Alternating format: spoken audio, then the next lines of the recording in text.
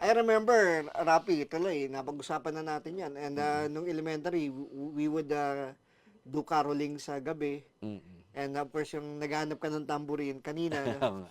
actually, yung tansan lang na Yes. pinitpit, tapos itatali mo sa alambre. Mm. Yun ang ginagamit na instrument ng mga bata na nangangaroling na. Um, And of course, ang talagang big day talaga is Christmas Day, kung saan ay nag-uumapaw yung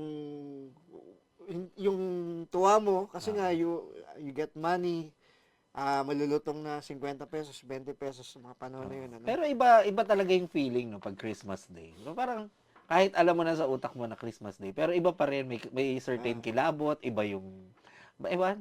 Ewan ko, Basta ako, Rapi, kasi nung Christmas Day, tulog ako maghapon. hindi yun nga nag-aantay tayo ng mga inaanak nung Christmas Day. Kaya Yes. yun naman.